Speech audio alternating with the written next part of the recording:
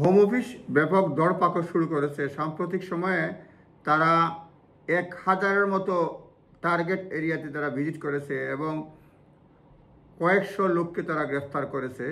Hundreds arrested in illegal working red in London.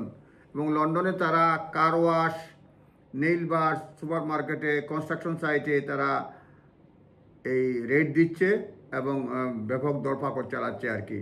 এটা বিভিন্ন পত্রপত্রিকায় আসছে। ইমিগ্রেশন এনফোর্সমেন্ট টিম, হ্যাঁ, এবং এটা বলছে তারা সাম্প্রতিক সময়ে তারা লোকও নিয়োগ দিয়েছে সরকার আসার পর থেকে। তারা চাচ্ছে মানে যাতে মানুষ ইলিগালি কাজ না করে, ক্রিমিনাল গ্যাং যাতে ইনভলভ না হয়, সেই জন্য তারা কাজ করে যাচ্ছে। এবং লন্ডনে তারা যেসব এরিয়া, বিভিন্ন পত্রিকার সংবাদ অনুযায়ী যেসব এরিয়াতে মানে টার্গেট করতেছে তার মধ্যে রয়েছে কার ওয়াশ, মানে যেসব কার ওয়াশে বা এই যে বিউটি সেলুন, নেইল বার, সুপার মার্কেট, বিল্ডিং সাইটস, এগুলি তারা করতে যাচ্ছে। এবং তারা এই সাম্প্রতিক সময়গুলোতে খুব বেশি তারা করতে যাচ্ছে এটা বলছে হোটেল কেনজিংটনে একটা হোটেলে 6 এজেন্সি স্টাফ তারা অ্যারেস্ট করছে। 6জন এজেন্সি স্টাফ তারা অ্যারেস্ট করেছে এবং লেখছে, এবং এর মধ্যে 5জন ইলিগালি ওয়ার্ক করতেছে আর একজন ওভারস্টে করছে তাদের ভিসা। এটা বিভিন্ন তথ্যই আসছে আছে কি, এটা কেনজিংটনে লন্ডনেই পড়ছে।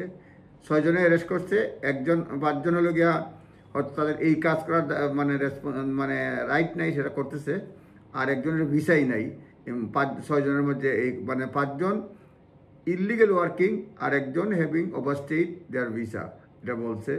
আর মিনিস্টার বলছেন সাম্প্রতিক সময়ে তারা নির্বাচিত হওয়ার পর তারা এনফোর্সমেন্টটা তারা 11% তারা বৃদ্ধি পেয়েছে, এটা বলছেন।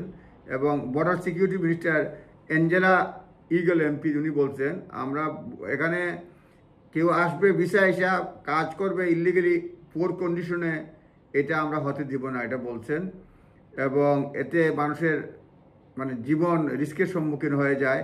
এছাড়া সাগর পাড়ি দিয়ে আসছে তাদের ব্যাপারেও বলছে, এটাও ঠিক না।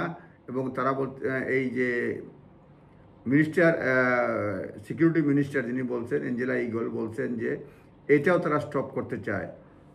সুতরাং আমরা বলবো যে আরেকটা ডাটা বলে নেই আপনাদের জন্য, যেটা হচ্ছে তারা জুলাই থেকে নভেম্বর পর্যন্ত তারা 999টা এনফোর্সমেন্ট ভিজিট করেছে হোম অফিস, 999টা। এর মধ্যে তারা 770 জন গ্রেফতার করেছে জুলাই থেকে নভেম্বর পর্যন্ত। আগে তো বললাম সাম্প্রতিক সময়ে, কিন্তু ডেটা যা তথ্য দিছে, তথ্য যেটা পরিসংখ্যান দিয়েছে, পরিসংখ্যান অনুযায়ী তারা 996টা ভিজিট করেছে এবং 770 জন গ্রেফতার করেছে এবং 482টা প্রেমিসেসে সিভিল পেনাল্টির নোটিশ রেফার করেছে।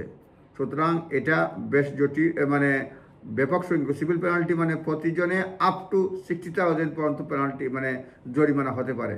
সুতরাং সকলেই সাবধান।